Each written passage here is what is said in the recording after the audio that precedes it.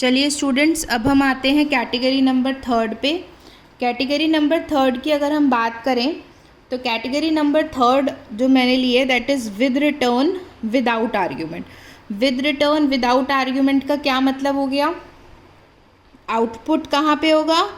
Main में, क्योंकि with का मतलब मेन, रिटर्न मतलब आउटपुट।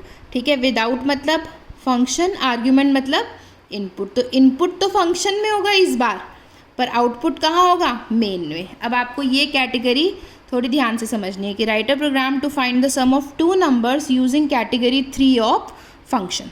चलो जी, तो विद रिटर्न है, विदाउट आर्ग्यूमेंट है। इसका मतलब पहले तो लिखेंगे रिटर्न टाइप। अब आप ये सोचो, दो नंबर का सम करोगे तो आप आउटपुट कैसा मिलेगा? रिटर्न मतलब आउटपुट, आउटपुट कैसा मिलेगा? दो इंटीजर को ऐड करोगे तो इंटीजर, दो फ्लोट को ऐड करोगे तो फ्लोट। तो मैं इस बार फ्लोट ले लेती हूँ, मैंने सारे क्वेश्चन इंटीजर से बताए हैं। तो मैंने लिखा फ्लोट, रिटर्न टाइप लिख रही हूँ ये फ्लोट, क्योंकि रिटर्न टाइप में क्या आता है? Data type. अभी तक वॉइड लिख रहे थे क्योंकि विदाउट रिटर्न था, पर अगर विद रिटर्न होगा तो आपको लिखना पड़ेगा कि किस टाइप की वैल्यू रिटर्न हो रही है। तो मैंने लिखा फ्लोट, फ्लोट के बाद मैंने लिखा फंक्शन का नाम, और ये ब्रैकेट रहेंगे खाली, क्योंकि विदाउट आर्ग्यूमेंट था, ब्रैकेट खाली। विद रिटर्न है इसलिए रिटर्न टाइप आ गया कि किस तरीके की वैल्यू आउटपुट आएगी, फंक्शन का नाम। मेन लिखा, ठीक है, मेन लिखा। अब इनपुट तो मेन में होना नहीं है, तो जब इनपुट नहीं होना होता, देखो फंक्शन का किसी भी प्रोग्राम का फ्लो क्या होता है? इनपुट करवाओ, लॉजिक लगाओ, आउटपुट कराओ। देखो जब भी हम, ये ध्यान से समझना, जब भी हम फंक्शन की बात करते हैं तो लॉजिक तो हमेशा फंक्शन में ही लगना है, और इनपुट और आउटपुट डिपेंड करते हैं किस पे? कैटेगरी, कि कैटेगरी क्या है हमारी। ठीक है, तो लॉजिक तो फंक्शन में ही लगना है हमेशा। अब इस कैटेगरी के अकॉर्डिंग देखा जाए तो आउटपुट आ रहा है मेन में, पर इनपुट कहाँ है? फंक्शन में। तो हमने यहाँ पे क्या किया? इनपुट तो लेना नहीं है, तो फंक्शन को सीधा कॉल करते हैं। फंक्शन को कॉल किया। अब जब मैंने बेटा फंक्शन को कॉल किया ना, तो मैंने आपको कल भी बताया था कि जब भी विद रिटर्न होता है ना तो इक्वल टू लग जाता है। क्योंकि देखो, आप कहीं किसी फंक्शन में गए, ठीक है, आप एक कंसिडर करिए, आप किसी की बर्थडे पार्टी में गए, आप एक गिफ्ट लेके गए, आप इनपुट लेके गए, आपको आउटपुट मिलेगा क्या? देखो कुछ में तो रिटर्न गिफ्ट नहीं मिलता, कुछ में रिटर्न गिफ्ट मिलता भी है। अगर आपको रिटर्न गिफ्ट मिल रहा है तो जहाँ पे कॉलिंग कर रहे हो, जहाँ कॉल हुआ है वहीं तो रिटर्न मिलेगा। तो कॉल होते ही आपकी जब आप इस फंक्शन को कॉल करोगे तो कॉल करके आपको एक आउटपुट देगा जिसको आपको रिटर्न करना है। तो जब भी आप रिटर्न करोगे तो एक वेरिएबल में रिटर्न आता है, और वो वेरिएबल किस टाइप का होगा? जिस टाइप का आपने रिटर्न टाइप सेट किया। जैसे मान लीजिए ये रिटर्न फ्लोट है, तो ये जब भी मैं इस फंक्शन को कॉल करूँगी तो मुझे ये एक रिटर्न गिफ्ट देगा, और ये रिटर्न गिफ्ट क्या होगी? वैल्यू। और वो वैल्यू किस टाइप की होगी? उस टाइप की जिस टाइप का रिटर्न टाइप है। तो ये वैल्यू कहाँ जाएगी? के में। इक्वल टू करके लिखना होता है, जब भी विद रिटर्न आए तो इस तरीके से लिखना होता है, इक्वल टू करके। ठीक है, फंक्शन को कॉल किया, के में रिटर्न आ गया, रिटर्न को मैंने प्रिंट कर दिया। अभी आप देखिए ध्यान से, अब मैं आपको इसका जब समझाऊंगी ना इसके डेफिनेशन, तब आपको और क्लियर होगा। देखिए ये डेफिनेशन भी यही हो गई, रिटर्न टाइप, नाम, विदाउट आर्ग्यूमेंट तो ब्रैकेट खाली रह जाएंगे। ठीक है, अब उसके बाद मैंने क्या किया? इनपुट तो यहीं लेना था, मैंने दो वेरिएबल लिए। ठीक है, इनफैक्ट 3 ही लेने पड़ेंगे ऐड करके। ठीक है, तो मैंने कहा printf enter 2 variables, 2 variable enter कराए। ठीक है, फिर स्कैनफ परसेंटाइल डी एम्परसेंट ए एम्परसेंट बी। ठीक है, इन दोनों को ऐड किया, a प्लस बी, दोनों को ऐड करके किस में डाल दिया? सी में डाल दिया। पर यहाँ पे आउटपुट डिस्प्ले नहीं हो सकता। क्यों नहीं हो सकता डिस्प्ले आउटपुट यहाँ पे? क्योंकि ये विद रिटर्न है। आउटपुट कहाँ आएगा? मेन में। यहाँ पर मैं एक नई चीज़ यूज़ करूँगी, लिखूँगी रिटर्न। आपको जब मैंने कल रिटर्न स्टेटमेंट बताया था तो उसमें बताया था कि जब भी विद रिटर्न होता है तो आपको एक रिटर्न स्टेटमेंट का यूज़ करना होता है। तो ये वही रिटर्न है।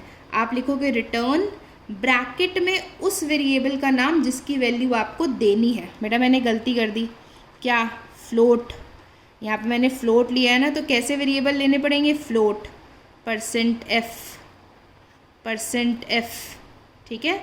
2 फ्लोट ऐड हुए तो क्या प्रोड्यूस हुआ, फ्लोट। तो आपने क्या रिटर्न करा, सी को। सी कैसी वेरिएबल है, फ्लोट वैल्यू।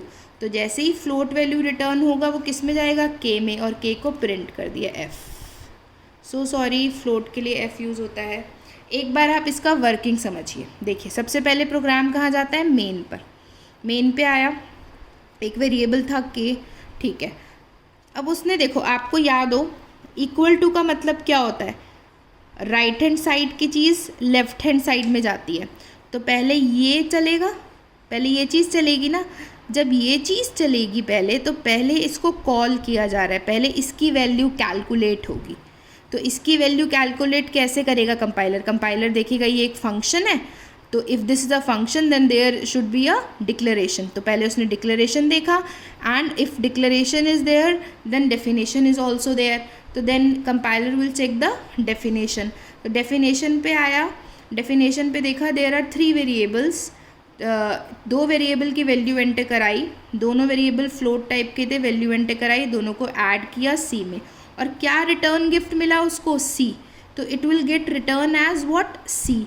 तो सी की वैल्यू रिटर्न करेगा। तो रिटर्न कहाँ होगी, जहाँ कॉल हो रहा होगा। तो यहाँ कॉल हो रहा है, कॉल होते ही वैल्यू किस में चली गई, के में।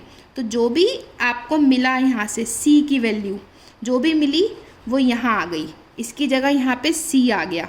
कॉलिंग होने के बाद जब यहाँ गया तो इसकी जगह यहाँ सी आ गया। तो सी की वैल्यू किस में चली गई, के में चली गई।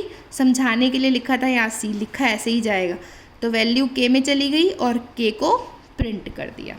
तो इस तरीके से आपका काम होता है तीसरी कैटेगरी का, ठीक है। अगर अभी भी नहीं क्लियर हुआ है तो अब और क्लियर हो जाएगा। इसका दूसरा प्रोग्राम लिखती हूँ, इस कैटेगरी का एक और एग्जाम्पल करा रही हूँ।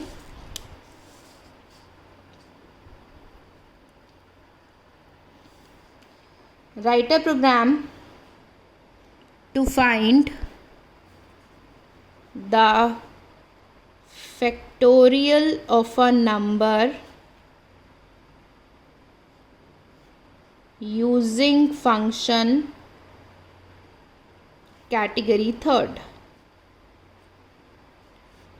कैटेगरी थर्ड क्या है, विद रिटर्न, विदाउट आर्ग्यूमेंट्स, ठीक है जी। कितने इनपुट होंगे इसके अंदर, सिर्फ एक, क्योंकि एक ही नंबर का फैक्टोरियल फाइंड करना है।